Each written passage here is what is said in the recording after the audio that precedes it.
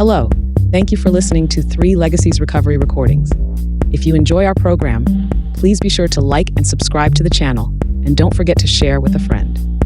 We're also self-supporting, so feel free to contribute to the channel through Venmo at Recovery Recordings 615. Please note that the views expressed on this podcast are solely our individual views and do not represent any official stance of any 12-step program.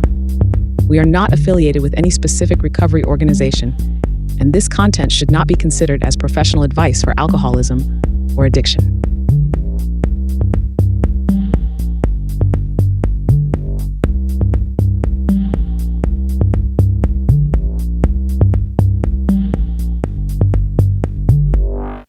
Hello everyone, welcome to 3 Legacies Recovery Recordings podcast. I'm your host Paul. Today is Sunday, June 29th, 2025, and this is episode 45. If you want to reach us, feel free to send us an email at recoveryrecordings615@yahoo.com. You can also find us, we have a private Facebook page. It's 3 Legacies Recovery Recordings podcast. You can find us on Audible, Spotify, iHeartRadio, all kinds of different major platforms. Podomatic is one of them. I'm super excited about the night. It's been a while for the listeners. Everybody knows that we have been pumping out quite a few of these. I've been doing like 2 or 3 a week for the last couple months, and then we've taken like a little short break, and we're only doing like 1 a week for the next couple weeks. Speaking of this upcoming Wednesday, which is July 2nd, 2025, we got Lisa H. from Lebanon, Tennessee. Super excited about that. Really excited about tonight's guest, coming all the way from Westminster, Colorado, Judy L. How you doing, Judy? I'm doing swell. Awesome. It's been a minute, hasn't it? Yeah. Thank you for having me back on. I'm honored to be here. Thank you so much. It's been cool. I've learned so much just through our conversations, you're just a vast wealth of knowledge and experience, and I appreciate it. I learn so much every time we talk. For the listeners, we've been doing a series called "The Traditions in All Our Affairs," and tonight is I think it's the fifth part 5, and we're doing traditions 8 and 9. So traditions in all our affairs. How you been, Judy? I've been great. Thank you very much. We're getting ready for the internationals, so everything's very excited, and everybody's coming and going like crazy in the AA world that I live in. Yeah. Yeah, good stuff. Yeah. I know a handful of people that are going to be there. When are you going? It's this upcoming week, right? Yep, we leave Wednesday, and Lou, my husband, is part of, and I would welcome anybody who hears this.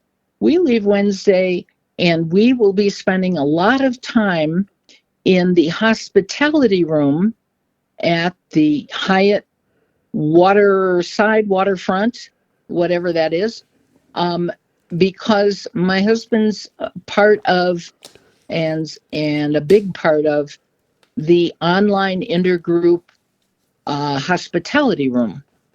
Nice. So that being, and he's doing a presentation as well on online technology and the newcomer, which cool. I think is a really hot, important topic. Yeah. I mean, if you look at technology nowadays, I mean, that's how you reach, that's the age we're in, right? Yeah, like it or not, it's what we're in. Yeah. That's awesome. It has nothing to do with whether or not you even like it. Yeah, there you go. Which is what these traditions are really all about, right? People didn't like cars at one point either. Yeah, that's funny. Well, cool. Yeah, I am. Unfortunately, I'm not going to be able to go. But maybe, I don't know where the next one is, but maybe on the next one. But you get to hold down the fort at your meeting. Amen. Yeah. Which is equally as important, frankly. Yeah.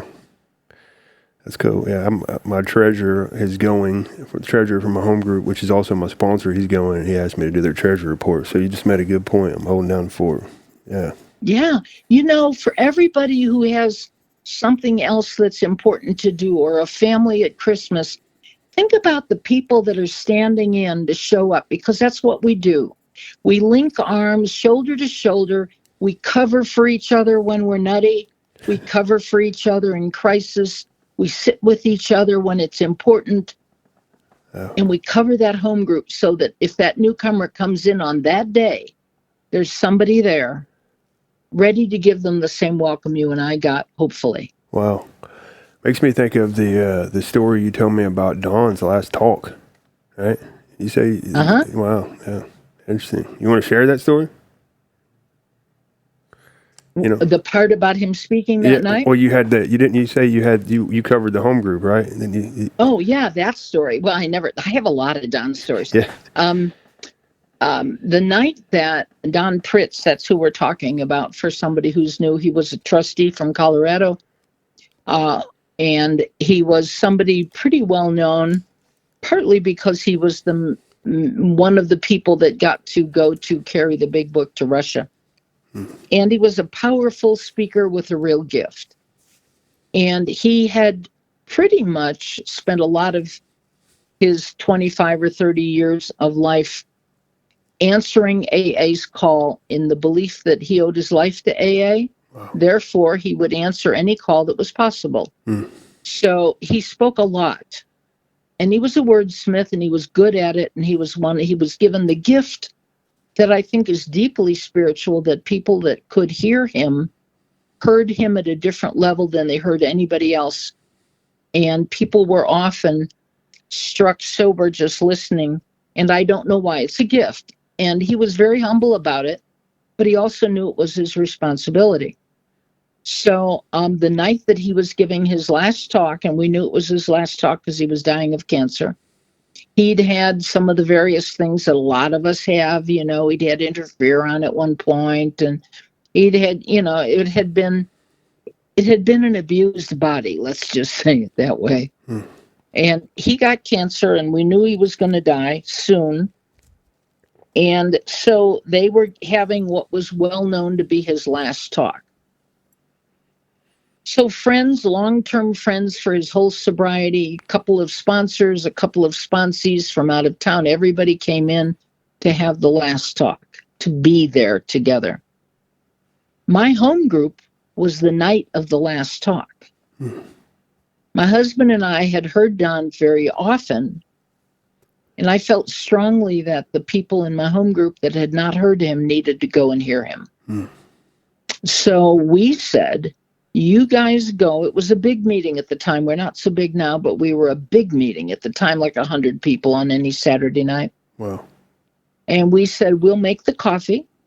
We'll clean up. We'll put out the chairs. We'll handle this meeting for those people that all need to go. Please go, and you won't get another chance. This is the time. So they all went, and then I sat at the meeting feeling like, oh, everybody's gone and I'm not there.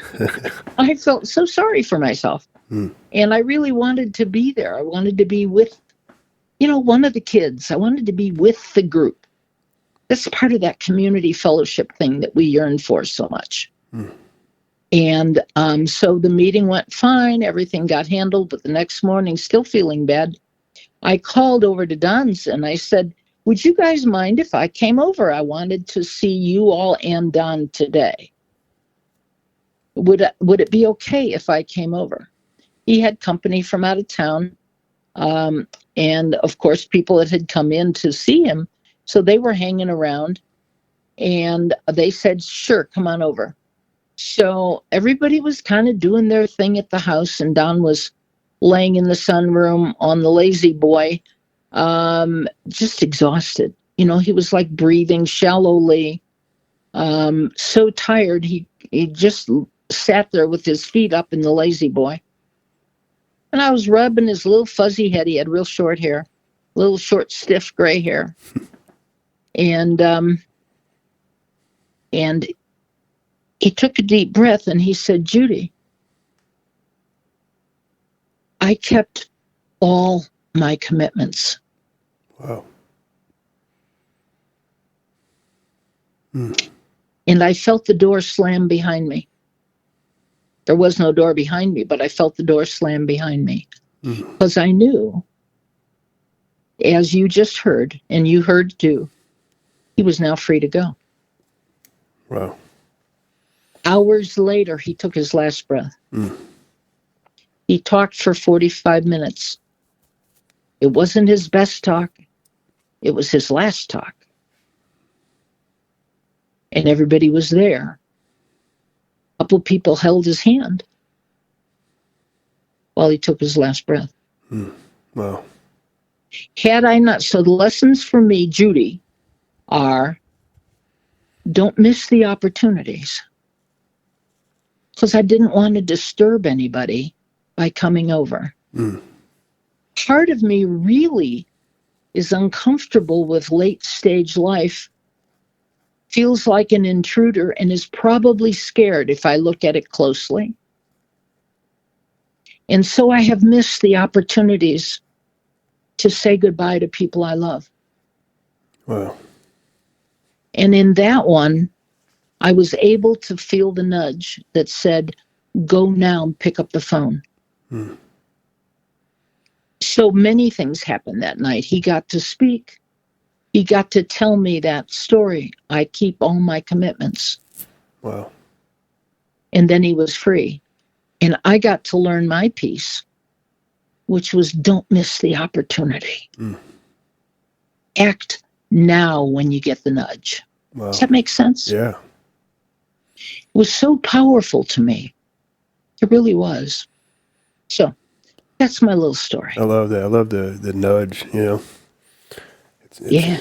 It's in the body. I can't tell you how many times I've not listened to that in past years and then thought, I didn't get a chance to, I forgot to, I delayed it too long, whatever. And this one time when it was most important, I was able to pick up the phone and ask to come over, whether I was intruding or not. Wow. You know? Yeah. I tell you, my grandma, this makes me think of a story. My grandma, which is still alive, she's still alive currently, and she's 82. I think she may have just turned 83. And she, but about 6 months ago, I was on the phone call. I was on the phone with her, and we had talked for quite a while. And then as we were getting off, she was like, Paul, hold on a second, I need to talk to you. And she was like, made sure she told me that she loved me, right? And she was like, had I not just double toed you or whatever, then it would be eating at me all day. It's like, wow. Yeah. You know what I mean? And yeah. I get that. I can get it today, you know, and yeah, it's powerful. Yeah, powerful. It's really powerful, mostly because I have missed so many opportunities when I didn't want to listen to that. Yeah. Amen. Yeah. And I could tell you all the negative stories. You don't need them. Everybody's got one or two of their own at least. Yeah. Sure. But this one was just right. And one of our fellows was on one side of him when he died, and his wife was on the other. And death is an easy, simple process much of the time. You breathe in, you breathe out, and you don't breathe in again. Yeah. Wow. And they were there for that moment of tender love. Yeah. And Dawn changed, like, you know, for you, it was person, like, you know, oh my in God, person. yes. And for me, Dawn, like, man, I was one of those people that could hear him, right? And right. That's how all the YouTube channel that we got going and the podcast and all this started from, honestly, like, so, you know, I had some big, huge movements in my life. You know, at 5 years sober, I was dying, you know, untreated alcoholism. And I heard some speakers talk about, you know, Alcoholics Anonymous in the book in a way that I'd never heard before. And I hadn't even heard of Don Pritz at the time, right? And next thing you know, like, I started seeing how, like, all my favorite speakers that I could hear, as I started looking into them, they all had something in common when all of them had been sponsored by Pritz or came from his lineage, right? And I was like, holy crap, who's this guy, right? Right, there's a whole bunch of us. Yeah. And at one point when he was sick, I said, oh, Don, what are you going to do with all this stuff? And he said, oh, Judy, you guys are my legacy. Yeah. And there were a ton of us. You know, the phone rang constantly. He had Native American stuff. He was a feather carrier. He had Native American stuff. He had Louisiana juju bags, gree bags, I guess they're called. I don't know what they're called actually, but I think that's the only word I know. Yeah. And he had people sending in medicines. He had a refrigerator full of stuff people would send. But in the end, we die when we die. Yeah. But so much love. Yeah. So much love expressed throughout a lifetime. It's powerful. Yeah. And powerful because he never picked up arrogance. Wow. He always said, and I really don't want to miss saying this, speaking, he said, is the most dangerous thing I do in my sobriety. Wow. Being in public and accepting the compliments, the praise, and all the slaps on the back, he said, is so dangerous. He needs to be just another alcoholic with a gift of letting God express God's self through him. Yeah. Wow. And that's done. Very much a human being, very much a man we all could hear. What a gift, huh? Yeah. Amen. Yeah. And you got both sides, right? Because wasn't he pretty involved in a lot of your service stuff too? Was he your service sponsor? Well, he was my sponsor, but Yeah. He was my husband's service sponsor. Okay. Yeah. And he was in our, what would you call it? The community.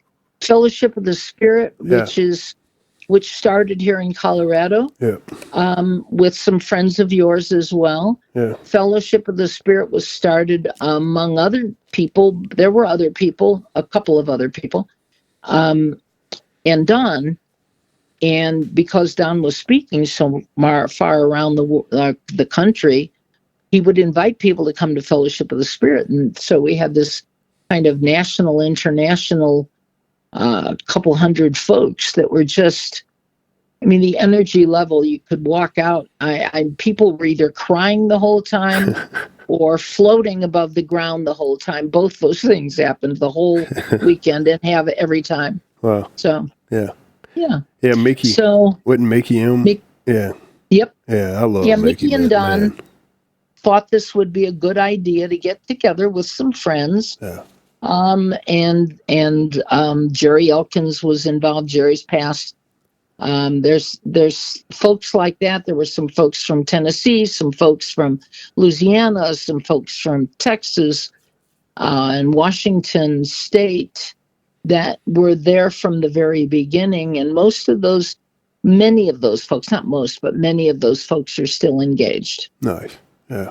Those that are still alive tend to come back to the mothership, as they call it, because now they've had a bunch of other Fellowship of the Spirits. Yeah. And people don't like that. They don't like that sense of legacy. They don't like that sense of what can be exclusion. And I don't want to miss acknowledging that. We have to be very careful to understand that that was just a means for people to be together with folks doing what we do around Big Book, trying to have a spiritual experience. It was never meant to be either a religious experience or an exclusive one. Gotcha. It was just a bunch of people, because some people would come and cry saying they had a Big Book and they were ordered out of meetings because people weren't using the Big Book. And they came here and they were so thrilled. People with 20 years who had never done an inventory with out of the book. Yeah. Or done a 6 and 7 step out of the book. And people just didn't have that experience. Nice. Wow. So I followed Don into service, and my husband, who was always better at service than I was, but I was the one that had some positions, and I didn't want to have any positions. I didn't want to be of service. I figured, oh, sure, I'm just going to get in there and screw it up one more time. I got a whole lifetime of screwing things up. But I worked really hard past my own personality and character to do the best job I could. And Don helped me through chairing a conference or two, and I'd call him crying, and Don was a corrections chair for my area, and I was a corrections chair for my area. So we'd each had some experiences that were similar, and he was a delegate from my area, and I was a delegate from my area. But by the time I was a delegate, he was already dead, and I can't tell you how often I thought, why can't I phone Don? Wow. You know, Yeah. I need his insight and wisdom. Yeah. But Yeah. we do the best we can with what we got. Yeah. And then Gary B, you just passed it for last year, wasn't it? This past year, Gary. Gary K. Gary Brown. Oh, Gary Brown. That Yeah. Gary. I know two very powerful Garys. Yeah. Yes, Gary Brown passed. Bob Olson passed. Gary Cluckstall passed. Yeah. Don Burrows passed. There was a whole Bunch of them. Jerry Elkins passed. There's been a whole bunch of giants that have left. And it's scary as heck to find myself in sort of the front row at the movie, you know? Wow. Yeah. Wow. It's very scary. I didn't want to be in the front row at this movie. I'd like to be in the back with other people, making it safe for Judy. Wow. But that hasn't been the way it plays out. Well, it's interesting how this conversation's kind of led to this, because it's actually leading us. You just made that comment on, like, you know, getting the heck out of the way, pretty much, right? And you know, getting our personality, which is what this podcast series has really been about. Learning, you know, how to apply principles to our life, in our affairs, and the traditions was one of those situations, or one of those things where, you know, I tell you, I've had Juanita. Juanita has come on and shared a lot, like Juanita, you know Juanita. Yeah. She's come on over the last few weeks and did some tradition stuff with me, the Al-Anon side of things, right? And it's interesting because from both of y'all, I've just learned so much. It's been eye opening. Where we were talking about how, like, until you really get to a place in life where you have enough recovery, you know, you start getting in touch with a loving God, you're not even really attracted to a lot of this stuff. The idea of, you know, applying the traditions to our lives isn't even, you know, doesn't even seem attractive, right? Which is the same thing as what me and you had talked about in the past, where you got to a space in life where you started seeing how you were having issues in your personal life, and then, you know, all this stuff just kind of came about, right? Absolutely. Absolutely. And we all know why that's so. If it's like it is with me, that's my only experience is that I was not interested in service. I was not interested in sobriety, and I was not interested in sponsorship, because anything that got in the way of me being me looked like a big old threat, right? Yeah. And so the first, it's like, well, let's talk about a little bit about traditions along the way here, which is I walked into AA, and AA demonstrates tradition 8 and 9. But I didn't know it was tradition 8 and 9 or others. I just knew that the structure was there that allowed me to be safe. I walked in, and they were talking about sobriety. I came into a club. They weren't doing the big book. That's true. I had to get sober enough to hear big book. That's my story. Same. So I came into a meeting where I was hitting on the boys, kind of, and because I was all newcomer ego, and they didn't care how I dressed, whether I dressed up or dressed down. Nobody paid me any attention to what I was wearing. They just were interested in me as a sober potential member of Alcoholics Anonymous. And so when we talk about Tradition 8, we talked about AA being non-professional. Well, in many ways, how's that working? You know, I walked in, nobody tried to psychoanalyze me. Nobody tried to convert me to their religion, whether they were a member of a church or not. Nobody tried to do any more than get me a cup of coffee and kind of hang out and let me be my own neurotic, self-absorbed self. Yeah. And I eventually began to settle down because I was attracted to the sober members of the group. Amen. Yeah. The sober members of the group were there quite a bit. They were regularly at the same meetings. Dan from Mississippi, we used to call him Old Dan. They probably paid him a nickel an hour. Dan from Mississippi was the manager, and Dan would see to it that there was somebody making coffee. He'd see that the room was locked up or the building was locked up. He'd see to it that somebody would go talk to somebody. There was some organization that I wasn't aware of underneath this community that I was becoming a member of and didn't know it. So the group level had jobs. Some people were a treasurer, somebody else was a representative, somebody else chaired the meeting. And at one of the meetings, they even had speakers, and somebody booked the speakers. So there was some kind of loose organization that I would hear about. But our A step talks about being non-professional. And the 9th step does the same thing. You know, it's really talking about how we're organized and whether we're hierarchical or have regimented rules and that kind of thing. So they said stuff I didn't understand all the time, like principle of rotation saves AA from itself. And I thought, what? What? Yeah. It makes no sense that as soon as somebody gets good at their job, they're done doing it. That makes no sense. And of course, now I would tell you, oh, we sacrifice efficiency for the spiritual principle of not letting somebody's ego kill them. Nice. We sacrifice efficiency. And if we care about efficiency, the one person tries to teach the next person who's doing it what they learned so that they can do a better job than I did. But I didn't know that.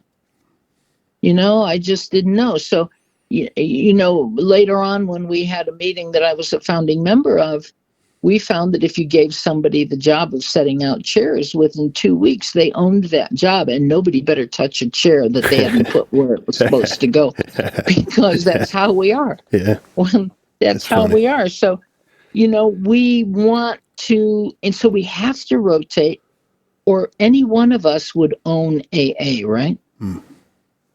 Rotation saves us from us.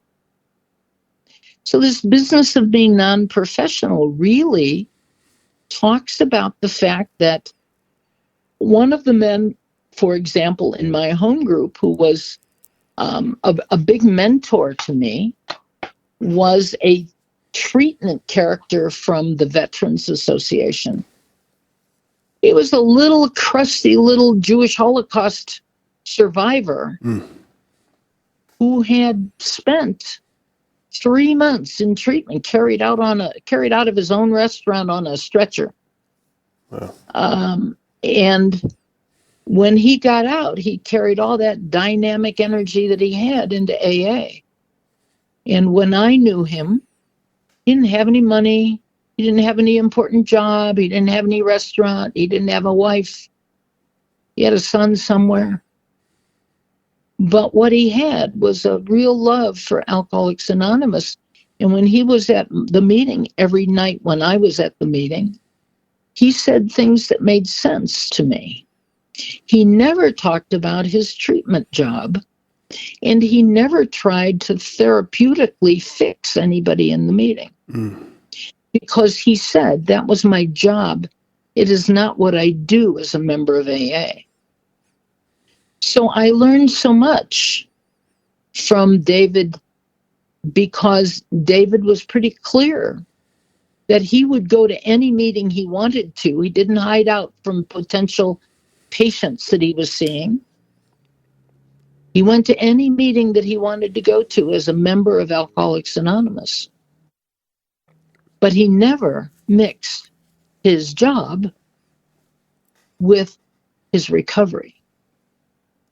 So he never became an expert. Nobody went saying, let's ask David what we should do. He would have thrown it back and said, you've got steps and you've got traditions, use them. Oh, nice. And so I learned by his example. And when I didn't know if I was an alcoholic or not, and I stopped drinking after I had been coming to AA and drinking for about a year, it was David who said, I will make you an appointment, because I was having a nervous breakdown, I thought, and he made an appointment with me for the head whatever at VA. And I went in, showed up on the wrong week, threw some woman out of her appointment saying, this is mine, I'm coming in. And, I was such a pleasant drunk. And this guy looked at me, and he probably saved my life. I was a year around AA without sobriety, sponsorship, or anything. And he said,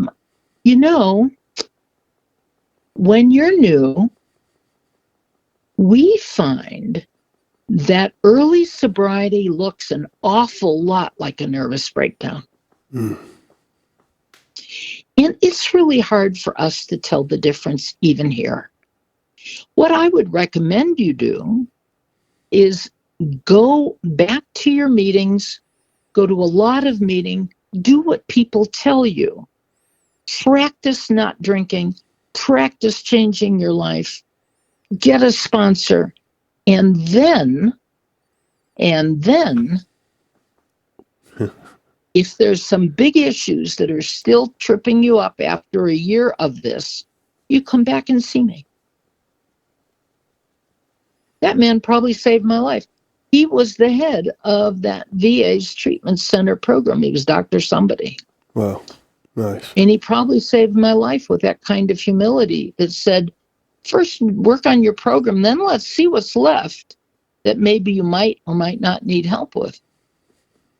Big deal, huh? Yeah, absolutely. I've had that same conversation with a bunch of different guys, several, not a bunch, but yeah. For me, I was a freaking basket case. I mean, and I came in, I did quite a bit of stuff too. I mean, I stayed busy, but it's still, I was just a basket case for a long time. I mean, for a couple of years, honestly. And my mind was so active.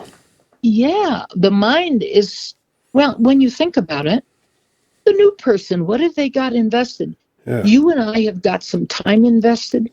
I own a piece of a community.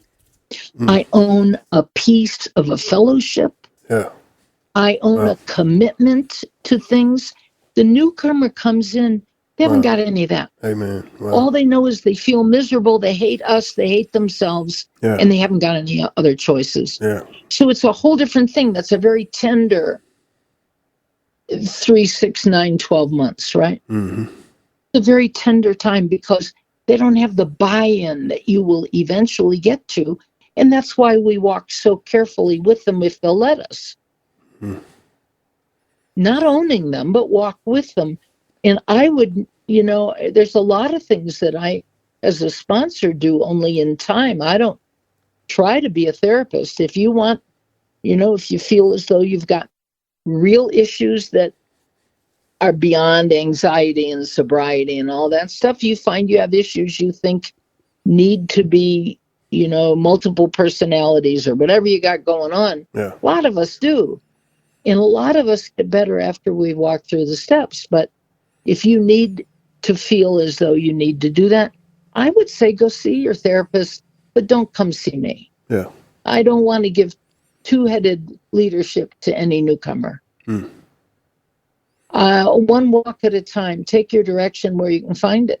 Yeah. Because I want to support whatever you're doing, whether that's the Course in Miracles or ayahuasca's treatment or whatever you're doing. Whatever, just go do what you're doing. Come see me when you would like to do something that I'm familiar with, because that's all I've got to give. Well, yeah. I haven't got much to give around other stuff. Yeah. I don't know other stuff. So I think there's a lot of professionals in AA that I would like our General Service Board even to understand. We have all kinds of professionals, but they're not professional drinkers or professional sobers. I mean, we have heads of corporations, we've had politicians, we have, God help us, celebrities. We've got folks all over the place who have achieved success, dynamic success, both financially. We have journalists. We have, we have somebody running for office now who made it part of her platform. I'm a sober member of Alcoholics Anonymous. I thought, oh my God. Yeah. Anyway, not that the sobriety is a bad thing. It's just generally we don't put that in our publicity information. And there have always been folks that really are high achieving in their professions. I would like us to be able to rely on some of those folks and form committees sometimes and help our General Service Board out in New York, because we have enormous skills now that maybe they didn't have in 1935 or 1940 or maybe even 1950. I don't know. I wasn't there. Yeah. But so we do have professionals of all kinds. We don't have priests telling us how to get sober generally, although I think some of the different religions have their own version of AA because they're afraid they'll lose their members mostly. The Mormons, I think, have something. The Catholics may have something. I've heard that at least from others. So, people, but we don't have in a meeting, we don't have anybody that stands up and says, I'm a professional, let me show you how to do this. We just don't do that. Yeah. We don't have the AA accountant who's going to help all the people in the group with their income tax. Yeah. Yeah. When you think about it, we're a pretty strange bunch to be giving advice. Yeah. I'm a failure at everything I attempted till I got here and sometime afterward, right? Yeah. So and even when we get together and make decisions in our conference or in our board of trustees, frankly, those aren't always good decisions either. It's amazing that we get to do as much as we can do. It almost makes you believe in higher power. So, one of the things that happened, for example, this year, which I think is really funny, at our General Service Conference, is that, I'm trying to say this correctly, there was an attempt to rewrite the General Conference Rules of Conduct. And that was sent out to all of the delegates, a couple of whom noticed that there were some problems with the changes that were in there. It stripped the delegates of some of their authority and the things they were supposed to do. So they got together and wrote a letter saying, please return us. Nicely, they said, please return us to our previous rules of conduct for the conference. And then after a couple weeks response, they came back and they changed one sentence.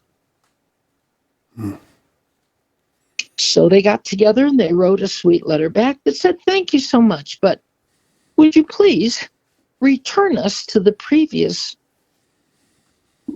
code of conduct for the conference? So when they physically got together for the conference, they didn't have a code of conference, a code of conduct.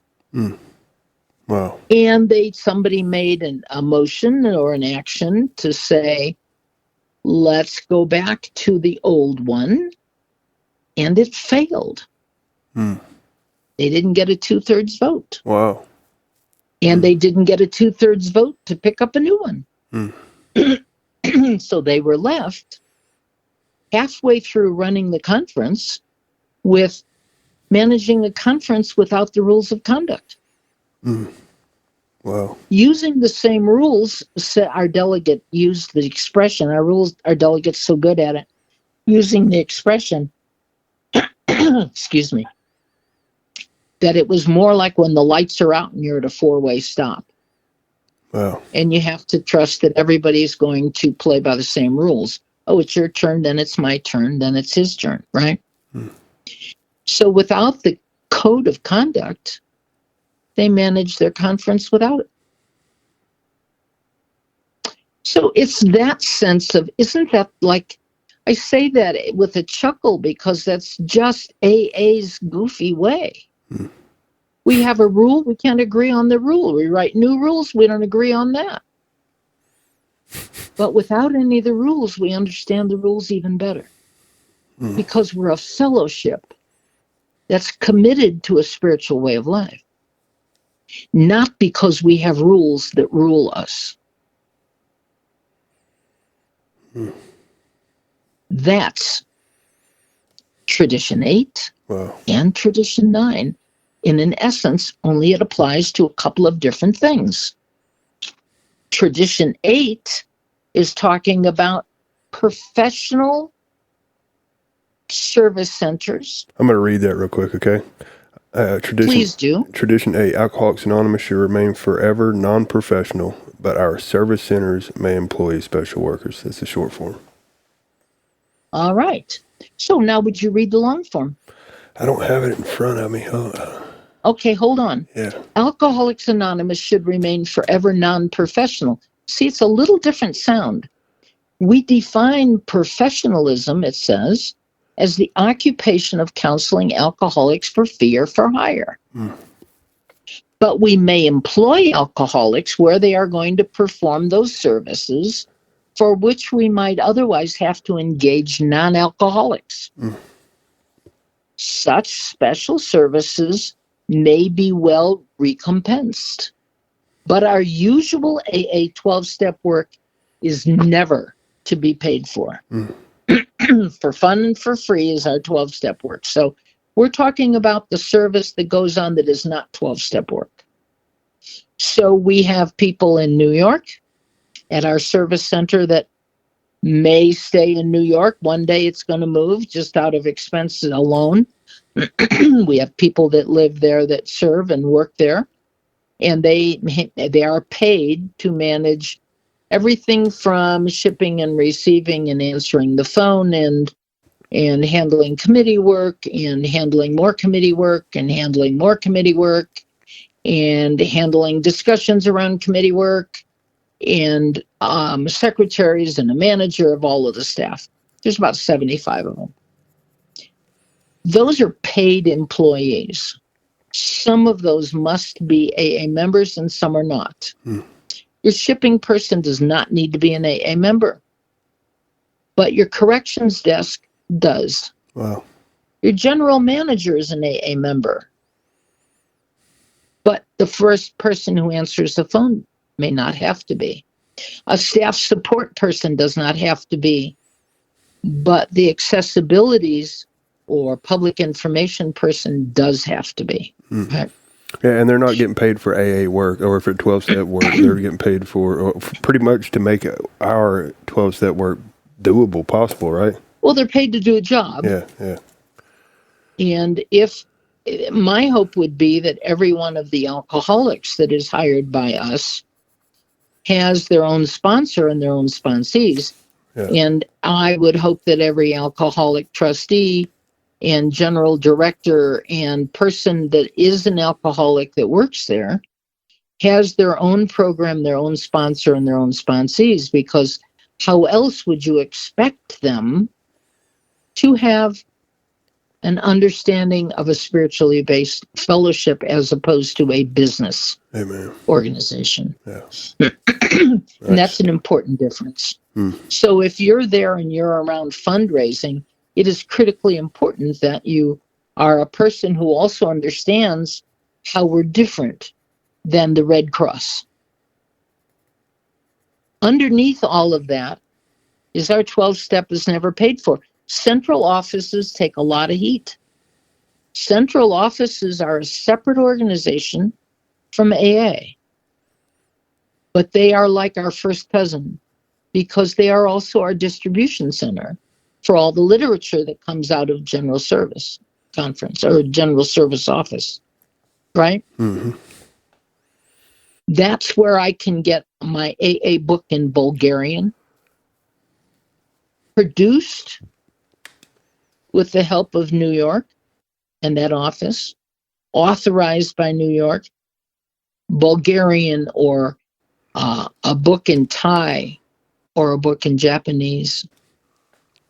At the moment, my meeting has 13 different language books. Wow. Nice. And if you walk in and you've got a language, we hope that we have one of the books available. And every now and then somebody does.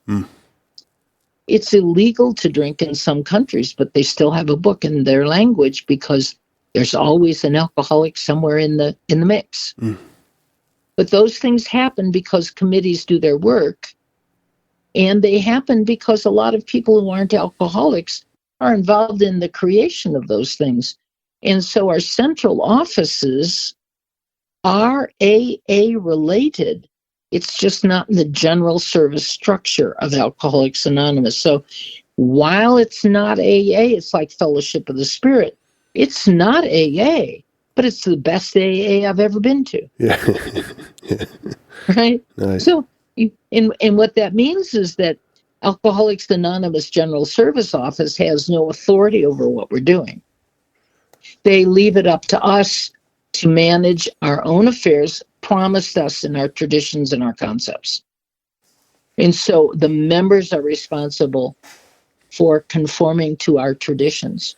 We don't pay people generally. We are almost a completely volunteer organization when we do the things we do in these smaller groups, CCPA, IKIPA. And every now and then one of the things that's come up has been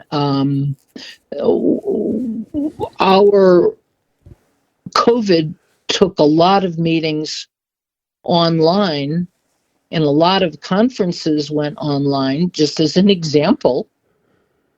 And out of that grew some people who had the expertise to make those online meetings work better than my little group fumbling around. It helps that I have a husband who's good in that, but lots of groups struggled hard, and lots of meetings didn't know how to do a 1,000-person conference and then make it partly digital, right? So there were some groups that sprung up with AA members who made a business out of being of service to make that happen. Does that make sense? Yeah. Am I being clear? Absolutely. Yeah. Absolutely. They are generally a business with a certain audience. They are not AA members doing 12-step work. They are facilitating our 12-step work, which is a very different thing. And they're earning money from that. They're earning that as a living because they're using their expertise to do that. If my doctor treated me for the side effects of alcoholism, I expect that they will want to be paid their doctor fees. They won't say, I really approve of AA, I'm not going to charge you. Yeah. So, Yeah. you know, Yeah. we're kind of funny about that. We accuse central offices of not being in AA, but they are pretty adjacent to us. Yeah. Yeah. Because that's where we get many places get their service connections through central offices. And the closer they conform to traditions, even though they don't, nobody has to, there's no police, the closer they conform to our traditions, the more successful they tend to be in doing what they set up to do. And it's the same with clubs. They're not AA, but they're adjacent to AA, and the closer they follow the recommendations for traditions, the more successful they are in carrying a solid message to new people. I hope that's clear because I'm trying really hard not to mislead anybody. No, I follow you. Now, a few years ago, I'd have been like, huh? But today, I get it. Right. Yeah. So we have people whose careers are treatment. They're a therapist. Yeah. Well, a therapist is just a therapist. My physical therapist expects to be paid. She doesn't come to my meeting, and she's not an alcoholic if I go to her for physical therapy, right? Yeah. And she doesn't come to AA expecting to be the physical therapist. Using that as an example, my physical therapist is not a member of AA. She's a professional. Yeah. If she were to become a member of AA, I would still expect her to keep those two communities completely separate. Yeah, I've heard Because, and I'll tell you what my personal concerns are. You didn't, whether you asked or not, you're going to hear it. Many of our AA members get involved in treatment trying to do good. Many of our AA members open sober living houses, open halfway houses, open treatment houses. And the problem is, with alcoholics, I'm not going to pass a judgment here. I'm going to indicate the risk. With alcoholics, money is often a difficult thing for us, and the temptation is to make those services about money. And it is the same whether you're talking about GSO in New York or my local Women's Recovery Center. Once you start with a really high ideal, what happens when you have to keep the doors open to continue that high ideal? Amen. Is that you have to put money first. Yeah, you have to compromise something. And you have to compromise something because now it's about keeping the door open so I can do a good thing. Yeah.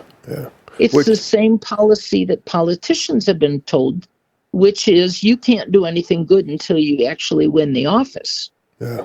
But by the time you win the office, you can't do anything good. Yeah, it's Because interesting. you've sold out all your principles. Yeah. And it's the problem that happens for us.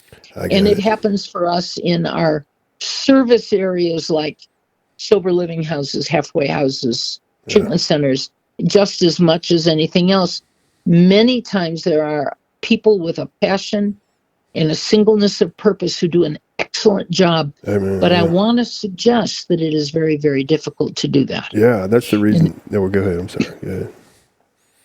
It's not a judgment of anyone's intention. It's a business true statement of the pressures that will be there to become a treatment person when you're talking at an AA meeting, not wanting to run into your patients and trying not to know more, and having a sponsor who tells you, stuff it. Button it up. You know too much. Let's work on your fourth step. I know everything. Saving lives. It's hard to do both those things. And it's just a human. Yeah. And there's some truth to it. You get what I mean? A lot of those people help a lot of people. At the end of the day, there's a lot of, it is freaking truth. I'm not putting it down. I'm trying to suggest the grave danger to the person who is a member. Amen. Yeah, and it's crazy because if you don't know, you don't know, right? I mean, that's just that. How do you know what you don't know, right? And it's one of those situations where it just so happens that I was, around a lot of it over the years, and then I got into traditions, and then I was like, wow, it's so obvious now. And you got good people with great intentions that help a lot of people. But at the end of the day, whenever you find out some history and you find out the context of what these traditions are talking about, it's so obvious how you have to compromise it. You're compromising the society. You can do the same in service, by the way. The service will bring you spiritual challenges, and service can bring you challenges that you decide to set aside. And it is possible to do that again with the best of intentions. We dive south and make a lot of serious mistakes, but the pull of authority, responsibility, and money is very strong. So it's very difficult. And I've heard people say, I don't know how to go back and just be an AA member. And I think, oh my God, your soul is gone. You need to be an AA member, whether you're a speaker or an owner or in anything adjacent to any of this. You need to remember to be a member. Wow. You need to remember to work with a sponsor and find out if you're alcoholic today. I loved how you said we own a piece of the right. Man, that's so true. Yeah. So I feel really strongly about that, as you can tell. So we can create boards or committees that are directly responsible to those they serve. And the problem with the fellowship, frankly, is that we think that we should flip that upside down. We think that the people we have elected are authorities. When in fact, They represent us. Yeah. And the difference of that is one of enormous pull against humility. Because people will really love to put you in a position of being slightly separate. And I can still remember we had a past delegate once, and she was at the end of her term. And I don't know, I was sitting at a table doing something, I forget what. And she came in and she said, after tonight, I can begin to swear again because I won't have a title. And I thought that was the funniest thing to say, because she had felt like she was representing AA so strongly that she had changed her behavior for 2 years, but it hadn't gone very far. It was still right there. So that's funny. Yeah. So we have to avoid at all levels of service, of sobriety, of everything we do. Spirituality, too. We have to avoid the temptations of money, prestige, and power. Yeah. And we can't give those things to somebody any more than we can demand them for ourselves without great risk. So out of that comes the sense of rotation. Yeah. I mean, we have a lot of organization. In fact, we probably have 10 times more organization than Bill ever wanted.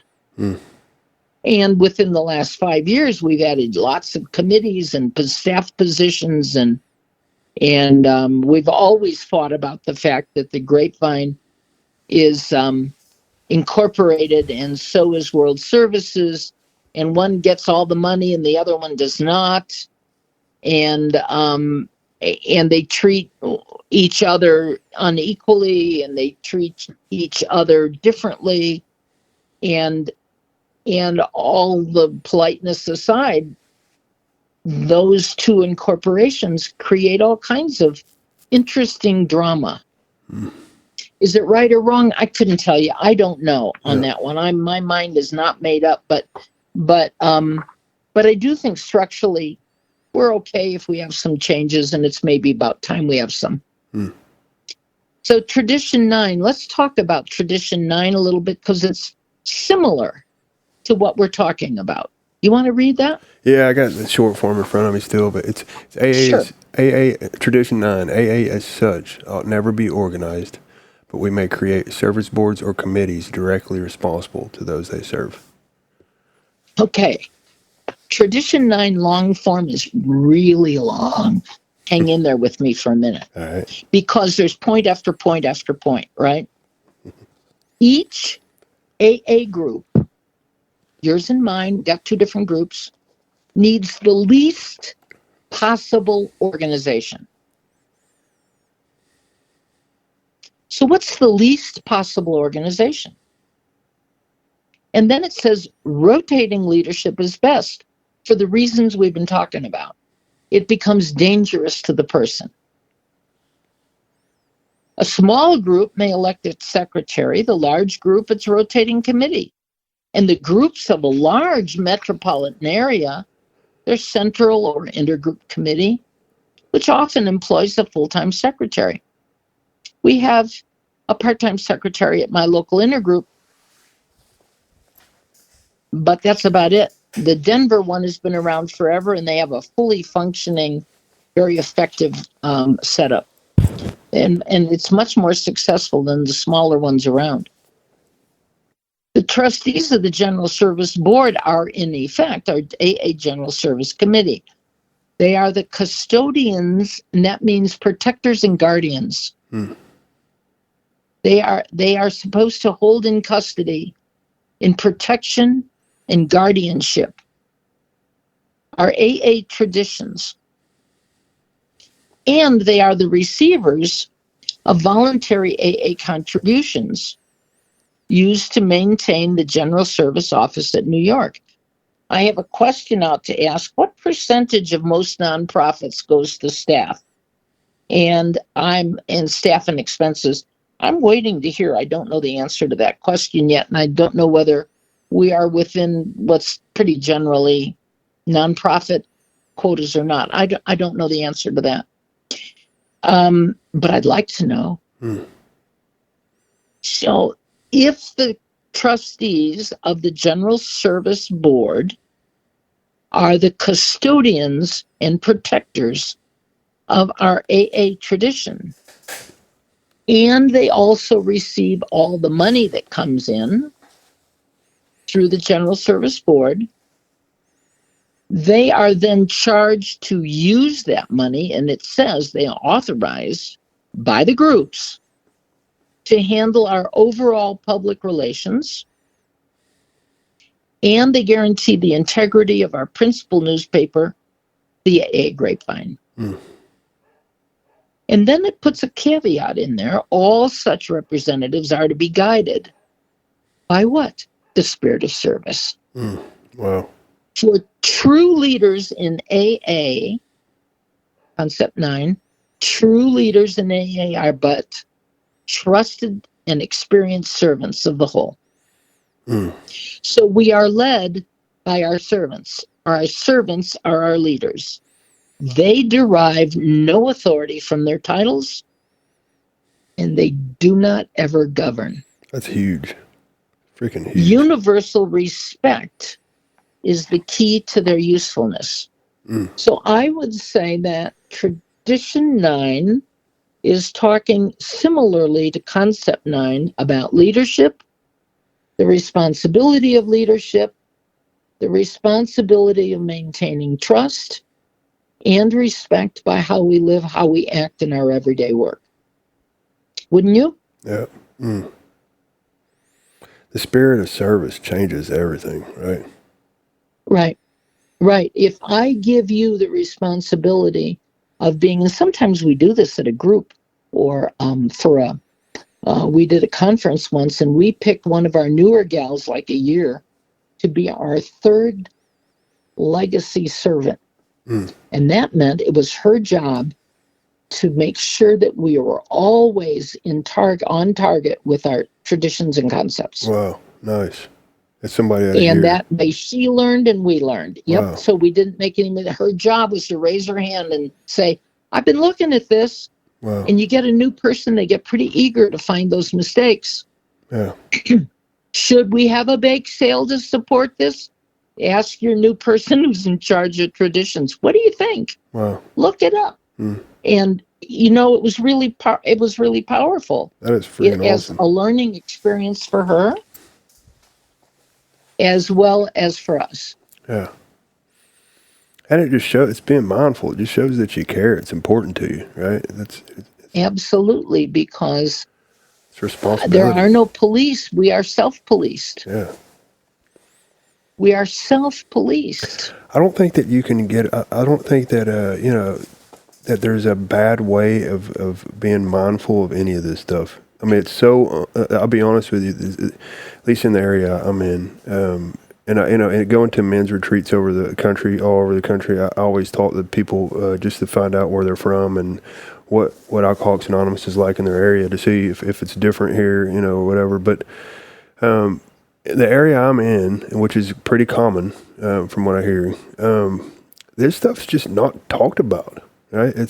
I know. That's why it's important for me to do stuff like this, to have the podcast. And, I've done, since I've done the podcast, I've done consider like the steps work or step podcast series versus traditions podcast series has been like 80. By the end of this year, it'll be like 90% traditions. I'm not doing it. And don't get me wrong, I love the steps too, and I got a lot of stuff. Oh no, Paul! I think you're doing yeoman's work doing this. Thank you for that. It's just not talked about, and it changed my life so much over the last few years. Where I was like, why aren't we talking about this? This is freaking crazy. Well, one of the things that happens is people run into sobriety, and they get to 5 or 6 or 8 or 10 years, or however when it hits for them, and they go, "I am so bored." Yeah. What's there about life? Yeah. And I'm saying, if you get involved in service, there'll be enough irritation to last you your whole life. That's funny, because general service is really what changed it for me. It's what it was is, it also has like a whole new responsibility, realizing that you're serving something bigger than you. Like what you said, the lady finally could cuss or whatever, or be, it's when you're walking into it, I'm the treatment rep for our district right now. And when I'm into a facility like that, realizing that I'm serving Alcoholics Anonymous is just game changer, right? And then like, how do you effectively do that without getting in the way? Oh, that's what all this is about, right? Well, what if each one of us knew that there was only one or two other people in their whole life that they affected so positively by their behavior that another person's life was changed? Mm-hmm. Yeah. We don't know who that person is, however. Yeah. I loved it. It's like I go to corrections because Don got sober in prison, and I think somewhere there's another Don in there, and I don't know which one it is. Yeah, I'll tell you, it's funny you said this. I can't judge. Don used to always say, and I might be botching this, but he said something along the lines of, it's important that I'm around people that realize that what's going on tonight may change or save some lives. Yep. Yeah. This is life and death. Yeah. It's like, wow. This is life and death. So, when we talk about this ninth tradition, and we talked about we wanted to make this in all our affairs, how does this work? And the eighth as well. How do these two things work when I am at home or at work? And I think that they work, frankly, pretty darn well when I look at how is it I treat my family and my work people, to know when it's time to bring in someone else who's a bigger authority or to ask for help. When is it time to be involved with my personal responsibility for doing what's my job to do and not complicate things? When is it time to say this is a legal entity? When is it not? Nice. So the ninth tradition really is concerned with our fellowship as a whole, but how about you and me? We must have order in our personal lives. And how do I try to secure that? Most of us, some of us aren't as organized as others. There are people who want everything organized and people who want nothing organized. But aren't we all trying to achieve in our own way the fulfillment of some of my desires, some peace of mind, some discipline enough, which is no more than self-organization, in my thinking, get my thinking to calm down, in my emotional views so that I'm not up and down and up and down and wacky as I can be, and in my spiritual outlook. So my sobriety depends on the well-being and the good orderly direction of those parts of my makeup that can get pretty goofy. And then how do I give that to those people around me that I care about? So, when I screw up and I don't plan my time carefully, I am disorganized. But I was disorganized for decades before I found you guys. I'm not officially organized now, but I want to tell you, this is a Sunday afternoon. You and I are talking. It's now Sunday evening. And before you and I met, I had an appointment with my husband to go pick up a suit for his presentation. And before that, I organized myself into a 3-hour period of time to do some editing on something I had written. And it's really hard for me to give myself that time. So my personal challenge is, how do I meet my commitments to others, and how do I meet my commitments to myself and the program? That's my level of organization. Nice. How do I meet my responsibilities and my commitments to those things that matter to me? Does that make sense? Yeah, absolutely. That's a work thing. I have to organize my time so that I can show up and be aware and present for the things at work. I have to be aware and present for the needs of my family. I am the matriarch of my family. So I have a bigger umbrella than I used to have because my sister and my mother are both dead. So I get to be the matriarch, darn it. And so I have a little broader responsibility. And in my marriage, I'm the only wife he has at the moment. I have some organizational responsibility to see to it that I am available for some time here too, without losing all of my private time so that I fragment. So these are things that really do affect me. What they don't rule us. They are like, what is the action that I can take today that gives me good orderly direction? And as you have pointed out, and as our program points out, and as I've learned over and over and over again, these are spiritual actions that I need help on, because I reach beyond what I'm capable of, and I have to ask for spiritual help. Yeah. Does that make sense? Yeah, it's like you open up to like just your consciousness or whatever opens up to you just more. When I say, I don't like saying more, but I don't even know if that makes sense. Yeah, it's like you're Well, I have a little ready. women's just between you and me and the radio podcast.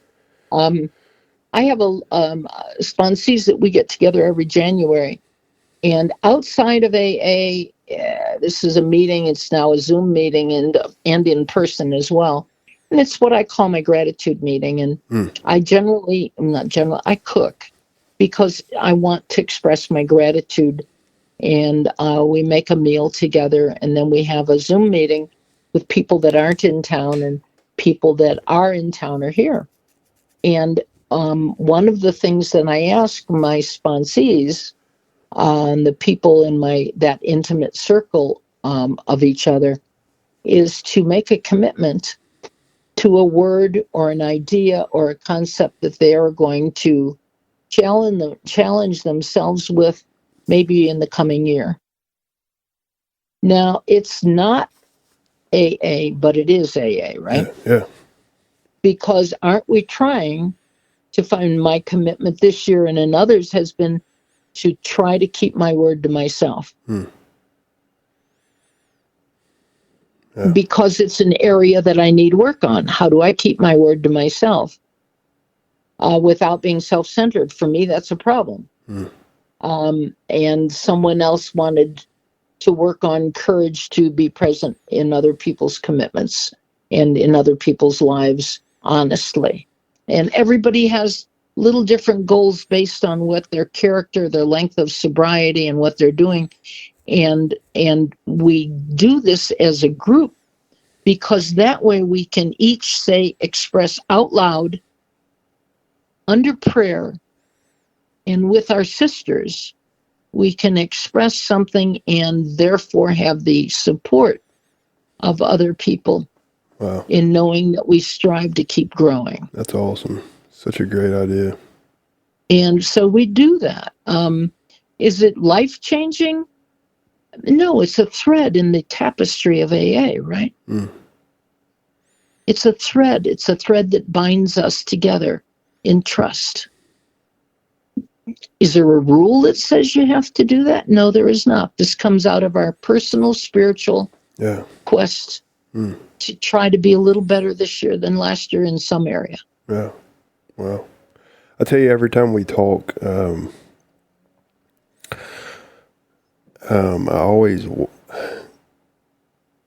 walk away more mindful of family and like stuff that I need to work on. Like you just mentioned, making sure that the little bit of organization that you have involved is making sure you're putting enough time for this or enough attention in this or enough attention in this or where all these different areas. But it's funny though, because it's just one of those situations where you don't know until you know, right? It's so important to have conversations and just dialogue and stuff like this for me, because it's not available to you until you're ready to hear it, No, and there's no spiritual superiority. Each one of us has our struggles. Yeah. Each one of us has our own struggles with those things. Balance, work, home, life, God, AA meetings, attention. We've got whatever is the pull of the things that we're in. Yeah. And And we are millions of people with very different capabilities. Oh. How do we do that? Yeah. Well, a day at a time, right? Asking God for help. Mm-hmm. The one thing I learned is that, boy, on my own, I just don't do as well as I do right here. Yeah. Right here with you guys and God. Yeah. You're often the voice of God for me. It's funny. It goes back to that concept that you had of God when you said, for you, your higher power was here way before religion, right? And that, Yep. There's so many different types of people that it's just so many different religions to reach different people, right? It's the same thing with this. Absolutely. And I know that we're running long, but I will tell you this end story if you like. Sure, absolutely. Because it ties into your idea of different religions. I'm raised with multiple religions. My father died when I was 13. My mother remarried several years later. And my father was an Italian Catholic. My mother was an Irish Methodist. My stepfather was a Russian Jew. I have never in my life heard a religious argument. Wow. But we had great religious discussions around the dinner table. Wow. And when we 4 kids were going to school, we were sent to Catholic school. And I became an alcoholic. One brother did a lot of drugs. One of them's incredibly normal. We're all just a little bit weird. And there's only 2 of us left. But my point of saying that is that I didn't get the deep beliefs that I now hold as an adult. I had them and didn't know about them from early days. And I didn't know that was a theme. Think about what it means. I had 3 different religions in my home that all agreed on some things, and those things they agreed on were you keep your commitments. My mother had promised my father to raise us children Catholic. There were 4 of us, obstreperous, obnoxious, stubborn, loud kids. We overwhelmed my mother often. She sent us to Catholic school and wrote and had relationships with priests and nuns all of my childhood. My ethics, my belief in things come from there, a deep well from a time that I didn't know was there. Later on, AA brought me back to that. And it wasn't about religion because my God was here first. Nice. But I experienced a couple of really beautiful examples of what happens when people have shared values of a spiritual nature.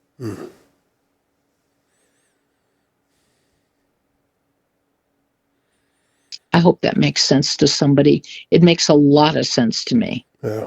We were very privileged to have that kind of a background. It makes me, what comes to mind is just humility, right? Just dying to oneself, right? And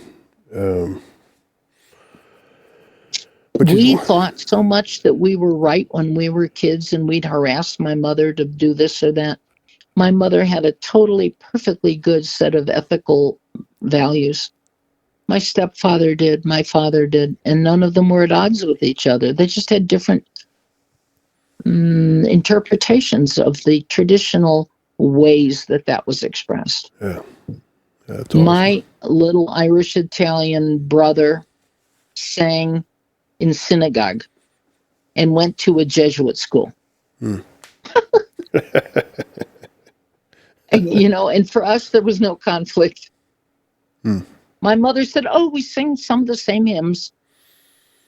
Yeah, it's always interests me when I meet people that were raised like what you're saying, because I was raised very, this is how it is, or else, this is, they would say, Yeah. when I come in and, when we got this the second step, when they were like, you can choose your own conceptions, I was like, whoa, whoa, whoa, whoa, no, Yeah.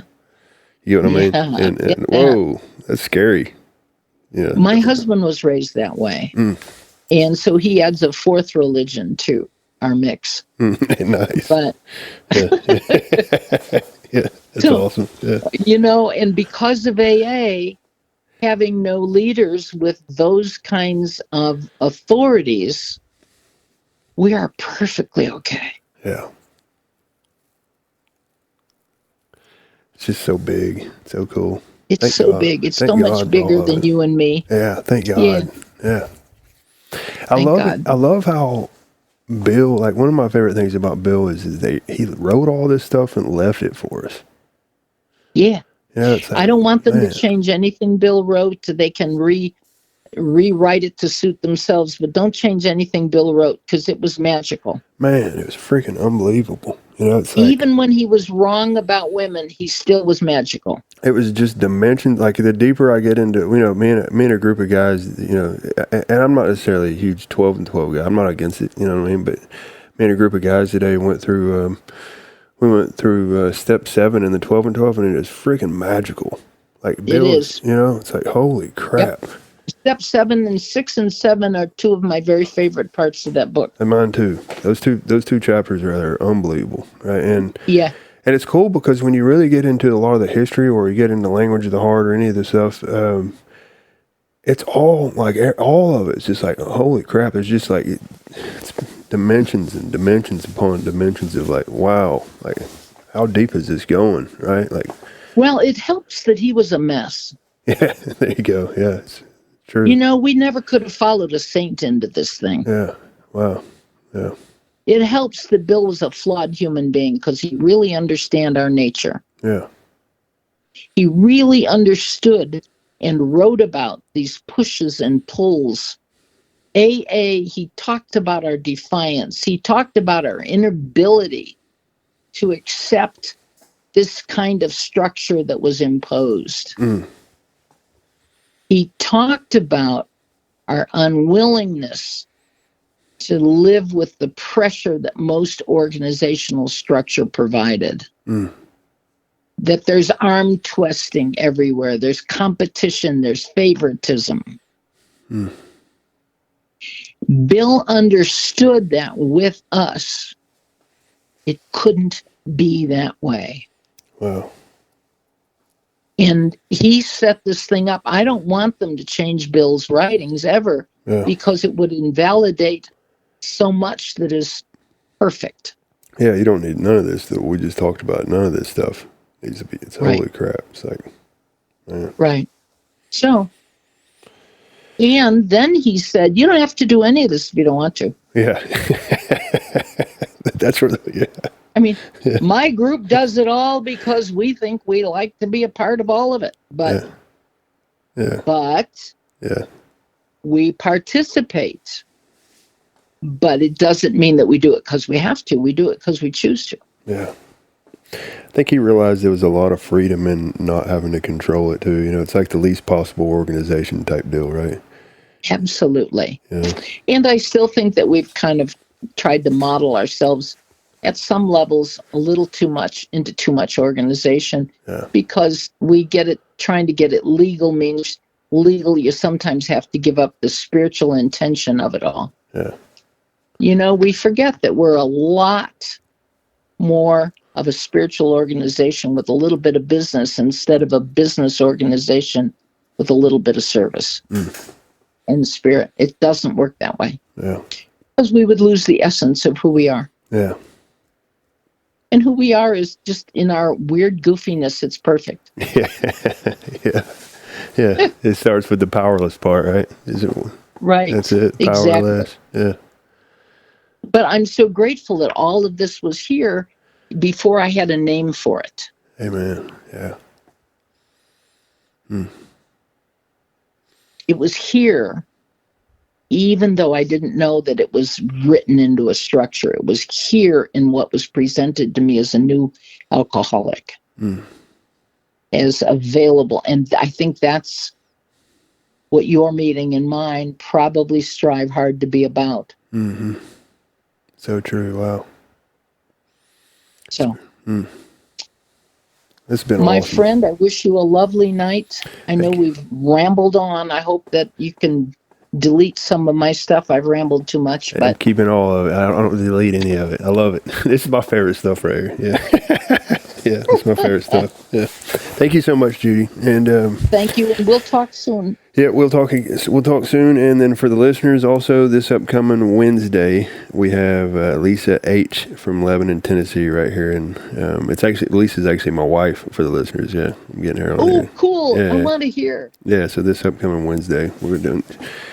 All right, cool. Thank you so much, Judy, and have fun at the. So when did you say, just for the listeners again, where are you going to be at the International? If anybody wants to come meet you, didn't you say hospitality? We'll be spending most of our time at the internet internet hospitality. It's there's a couple of initials for it. Online hospitality room, online AA hospitality room.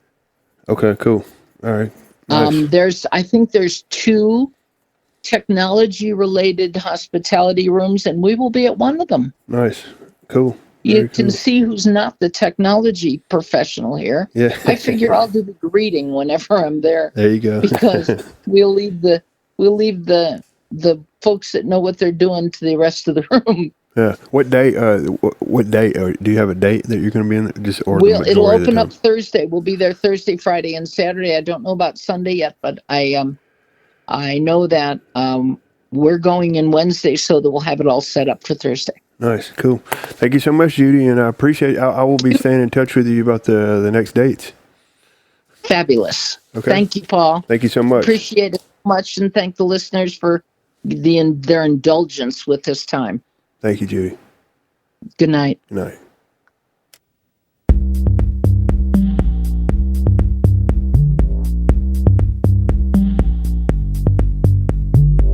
Hello.